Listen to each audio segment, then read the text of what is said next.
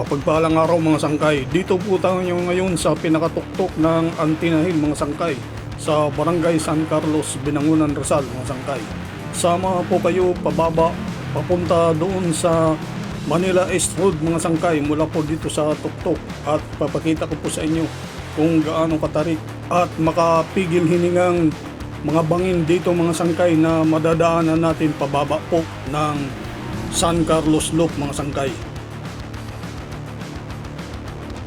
Medyo hindi po maganda ang kondisyon ng daan dito mga sangkay. Pero kayang-kaya naman mga sangkay.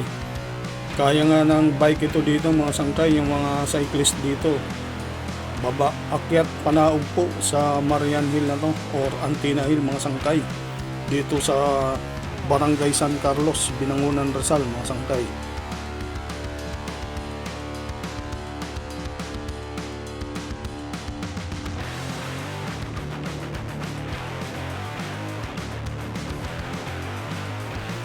Huwag nyo lang po kakalimutan mga sangkay na ang bundok na to ay isang sagradong lugar po ito mga sangkay. Yung nasa kanan po natin yan po ang Sanctuary of God's Divine Love mga sangkay. At may mga missionary po dyan na mga nakatira, yung Missionary of Charity mga sangkay.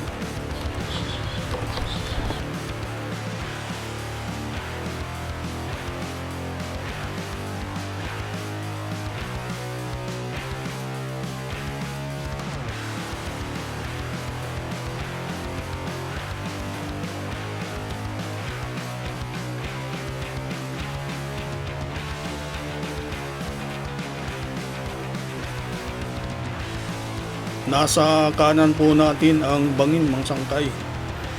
Pwede po kayong huminto dito mga sangkay. May mga nadaanan ako dyan kanina. Noong paakyat po ako papunta rito, may mga nag-standby dyan at nagmumuni-muni mga sangkay.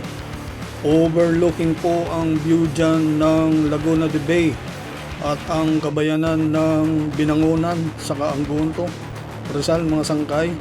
Saka kitang-kita po dyan sa bahaging ito mga sangkay, kitang-kita po ang Metro Manila dyan mga sangkay.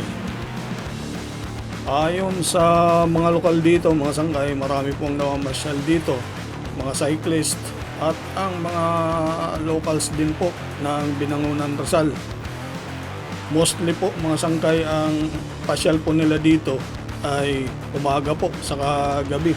Pinagmamasdan po nila yung sunrise saka sa ang sunset dito sa lugar na to mga sangkay, sa Marian Hill mga sangkay, or tinatawag din nila ang Antina Hill ito mga sangkay.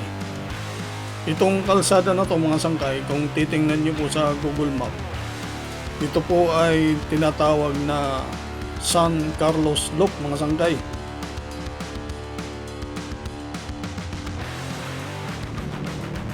At pagdadaan po kayo dito, pupunta po kayo dito, make sure lang po mga sangkay, double check nyo po yung preno nyo mga sangkay para sigurado po tayo.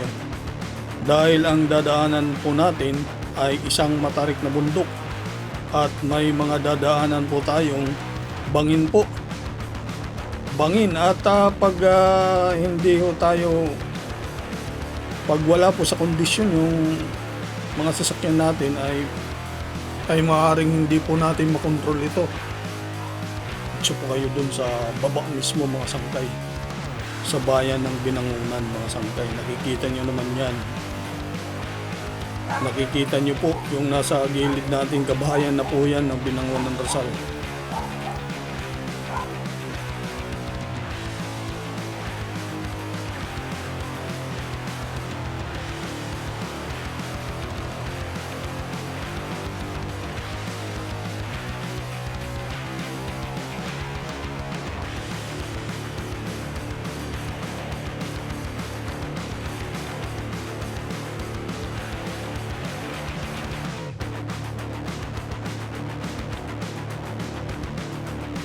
Sa bahaging ito mga sangkay, nasa kaliwa naman natin yung bangin.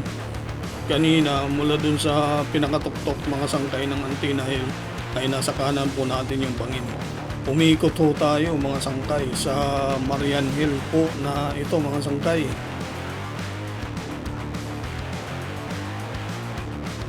Kita nyo po yan mga sangkay kung gaano po kataas at katarik po itong kalsada na to mga sangkay. Kaya ang mga paliko dito mga sangkay, masyadong siko rin mga sangkay. Kaya ingat po kayo pag magawi kayo sa lugar na to mga sangkay, dito sa Binangonan, Rizal mga sangkay.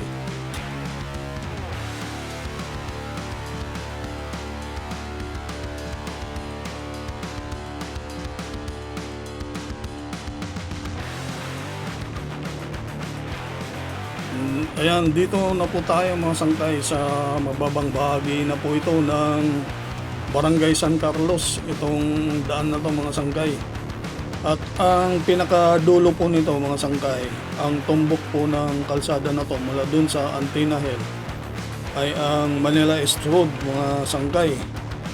Malapit na po tayo doon sa pinakadulo, pinakababa po ng kalsada na to. Wala po kayong lilikuan, diro-diretso lang po. Ang lalabasan nyo po nito ay ang Manila East Road mga sangkay, Gate 1 ng Barangay San Carlos mga sangkay. Ingat-ingat lang po tayo dito kasi marami pong mga intersection ang madadaanan natin, lalo na po pag nandito naman kayo sa baba ng Barangay San Carlos mga sangkay.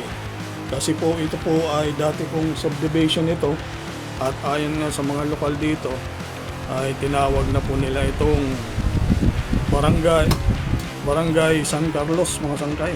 Tinawag na po nila itong Barangay San Carlos. Exit na po ito mga sangkay. Yung kalsada na yan na nasa tapat natin mga sangkay, Manila East Road na po yan mga sangkay.